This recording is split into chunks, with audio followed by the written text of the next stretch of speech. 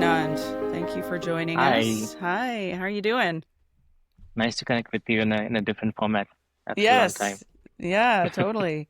Okay, well, so the whole spirit of the podcast is to talk about yourself, and we're just trying to hear some human voices from our industry and sort of get to know people a little bit. So why don't you tell us where you're from and how you came to visual effects or film in general? Yeah, I'm from India and right now in Toronto. It's just me and my wife here, and we have a lot of friends that we made over the last few years. But we moved here in 2020, but worked in visual effects up until the end of 2019 back in India in a city called Chennai.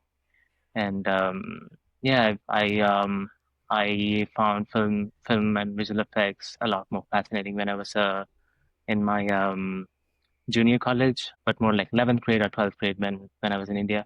And think Lord of the Rings really caught my eye, and I started pursuing visual effects right after watching that movie. Oh, Lord of the Rings. Yeah, I was like, okay. Yeah, Yeah. I know. It's a good one.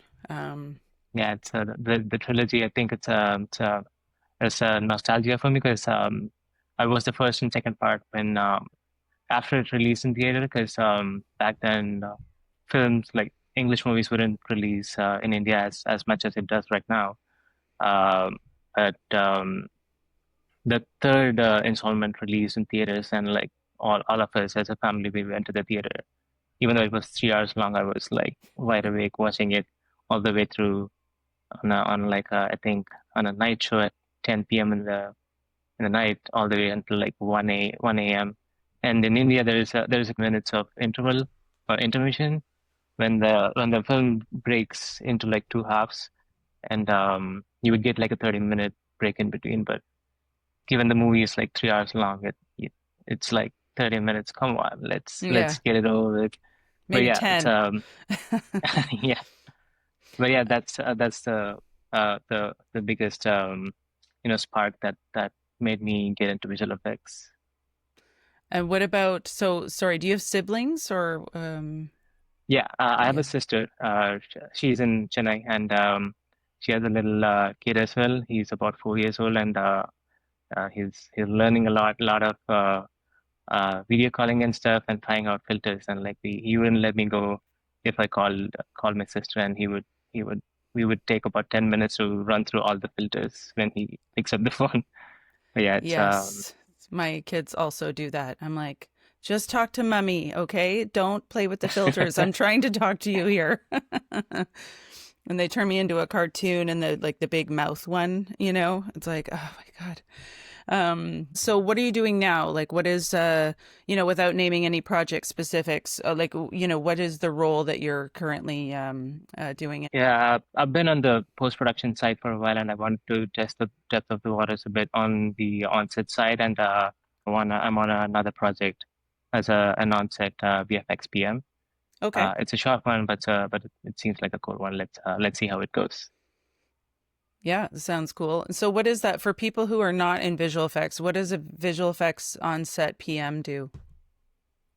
The onset VFX PM does pretty much a lot of things that is to do with like planning the scanning schedules, and like scanning as in like we sometimes for people who don't know, we would scan the people to to to like build on top of them, and generate 3D dimensions to them if we need. Like let's say if someone is getting killed, like we cannot like kill them like in person, right? So we would need like a blood wound coming out of them that interacts with them in a way where like it's believable. So Yeah, or falling from great heights or something.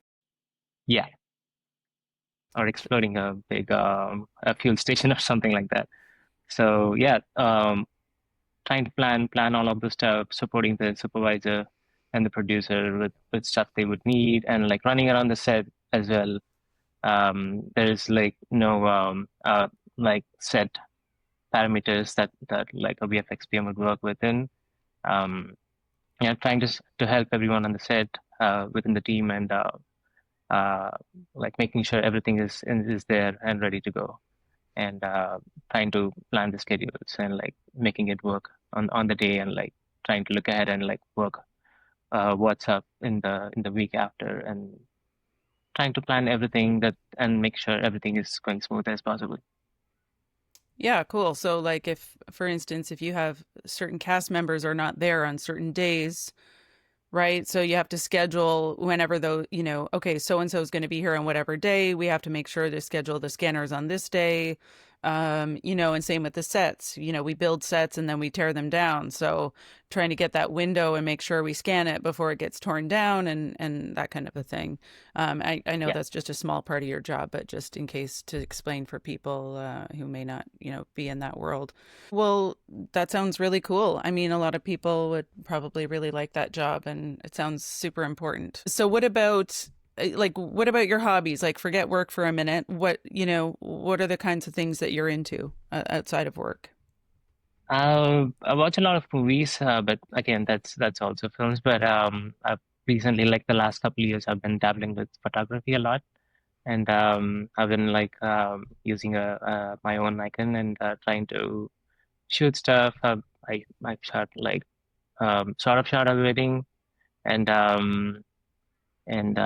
yeah, it's a fun little side thing for me that that sort of like satisfies my creative juices in a way where like films and like being on set doesn't.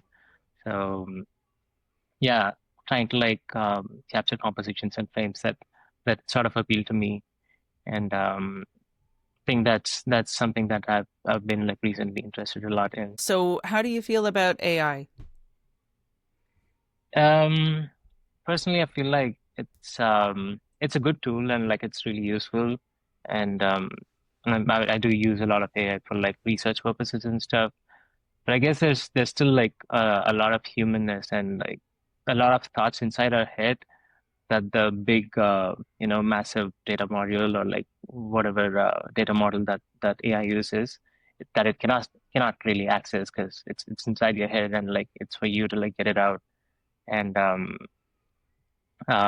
there's a lot of filmmakers who actually like embrace the change and who really feel that it's gonna add more to them, and some people think that it's gonna help with the budget, but let's see how that goes. We've seen how it has been, and like but at the end I think the thought that it's inside your head, and what you can think of, and the endless possibilities that you have as a creator, I think AI really cannot challenge it. Is my perspective, and that is for humans to decide. I think they their thoughts have like no borders. Yeah, it makes sense. You can't steal the human soul. You can't replace the human soul, but maybe it can help with some things, that are new or that wouldn't necessarily be possible before. Like for instance, on these videos, there are subtitles, and the subtitles are auto-generated. Whereas 10 years ago, if we were to do a podcast, we just wouldn't have the subtitles. So, I know that there are subtitle companies out there and everything. It's not something that I would think to do. Whereas now, if they're auto-generated, it adds a level of accessibility for people. And, so I see it as an additive, and not something to replace necessarily. It's even with this subtitles, it feels like there's still a little bit of like curation that some Oh, some like yeah. let's say high profile like subtitling would need, because if it's easy for AI to misinterpret the actual message, or like the underlying message that like someone is trying to say, and easily misinterpreted in a way that is absolutely blown out of proportion. So Yeah. yeah. And it's just plain wrong sometimes. Like I was at a live event, it was an interview, a one-on-one interview, and the captions were live because it was a live event. And I was like, whoa, it was almost hurting my brain to like have them there because it was so wrong. Like every other word was like odd and difficult to sort of process while looking at at the interview, or like, listening to the interview itself. So yeah, definitely needs a human hand at the end of it all. It's sort of, lays it all out there, and then you have to go back and actually edit it, like again, as a person. Yeah, sometimes But it feels like I'm not sure if you probably would have watched the show called Friends, and like it would sometimes misinterpret it in a way where like Joey would interpret it and like pick a lane. Who's Elaine? And that's how it was misinterpreted. Yeah, yeah, that's funny. it's a fun little yeah, Like it would say pick Elaine, like the name Elaine, instead of pick yeah, Alaine. Yeah, yeah. yeah, Yeah, it's very confusing, especially, if you're trying to learn a new language, because a lot of kids, people who I meet from other countries, I always ask like, how did you learn English? And many times they're like, oh, English TV, like I learned from watching North American TV. And, throw wrong subtitles in there might be a problem. yeah, yeah. um but even more confusing because English is already confusing. But well, just I don't know, I don't know from your perspective how you feel about that, but you learn it in school though, I assume, like from the beginning. Yeah, Yeah, that's right. Yeah, we yeah, we learned it in school when we were in India. Yeah, so yeah. We um, learn French, but not very well. So, I actually learned French as well, like when I was in India. But just I think uh,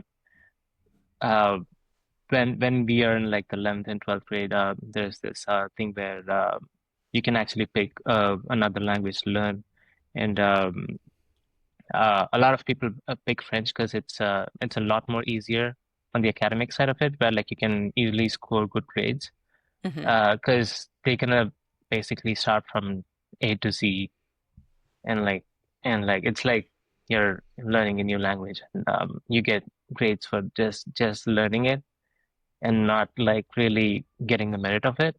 So yeah, I picked French, and I'm I don't know. I just scored good grades. That's it. Let's put it that way. Definitely didn't learn the language as much as I thought I would.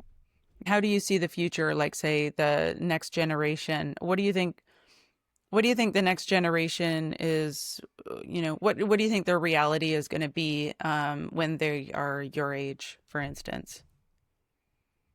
I think the biggest challenge for at least in my perspective for them would be like um to keep their originality intact. Like it's they're gonna have a lot of challenge to be able to like bring their own thoughts into place, and in a way where like all their thoughts and ability to like create would be influenced a lot by AI, and like how we would just like Google something. Now everyone's gonna just like AI everything, and like just look up on stuff, and they would just get a big dump of information. But for them to like really dig deep into like finding what they really want, or like putting their thoughts into real context to it, would be would probably find they would probably find it a lot more challenging to get to that spot. And like I think I guess people who succeed in like being able to like transfer their thoughts into reality would end up being more successful, is my perspective on that. Yeah, for sure. So basically just stay true to yourself. Yeah, It's not always easy. But yeah, good advice. They did a study about, people, not just kids or, young adults, but like just general people who are using AI exclusively for their research, and their brains are literally shrinking. I don't mean in size. I just mean there are fewer synapses firing and everything, because they're not having to use their brain to, critically think and everything else. And like, and not only that, but they don't retain the information. So they look up the information, and then it they use it for whatever they need to use it for, and then it leaves their brain. Like they don't retain it in yeah, for any length of time. So that's not learning. Like that's just sort of, you're a conduit for information, and like momentarily, and then it's gone. So I yeah. I think definitely worry. Yeah. that's the most challenging thing that's gonna be when the kids right now are gonna become adults like 15 years down the lane. Mm. Someone who's able to like master critical thinking and like be able to like challenge their own thoughts in a way where like AI doesn't do. I think that's gonna be a big deal. Yeah, an irreplaceable skill. Learning how to think for yourself, having an open mind and deciding for yourself what your reality looks like for you. Okay, well, look, I really appreciate you coming on here. I know you're doing some night shooting and some long days and stuff. So, was there anything else that you wanted to share before we sign off for now? Yeah, every time someone sees something on the film that looks great, probably someone behind the computer ended up like sitting and like looking into the pixels and trying to find the most craziest thing, but none of us would actually notice it. That's probably visual effects for people who don't know much about it. Yes, people should see what's behind the computer as well. And I think there's um there's a person sitting behind it and like trying to look at stuff that none of us would actually notice. Um, and ends up like correcting it so that the so that people wouldn't actually notice it when they come and watch it on the big screen. Yeah, So so I think that's a they fix some things like either production fixes or bigger things, roto and creating plates to use for CGI to be put behind, and they really put their whole like mind and world into it while they're there doing that. And at the end of the day, it's if they've done their jobs correctly, it's invisible. yeah So it really is a thankless job overall, especially for the junior people but even for a lot of us. So, definitely that's another reason for this podcast is just to bring some faces to, if you scroll right to the bottom of the credits, that's where visual effects usually is. And you see those hundreds of names. Those are people. Those are people with families. Those are people with hopes, dreams, childhoods. And they're not ones and zeros, they're people. yeah So yeah just a reminder. But yeah, I know obviously you don't need that reminder, but just a reminder for everybody. yeah Anyway, well, thanks for joining and look forward to hopefully working with you again soon. yeah absolutely. Just thankful to keep busy and like keep on keeping on. Yeah. And Yeah. yeah, thanks for bringing me on for this big passion project of yours. And I wish you all the best with finding more fun and entertaining stories from real people. Thanks. Okay, well, we'll see. We'll speak soon. Bye. Okay, thanks. Bye.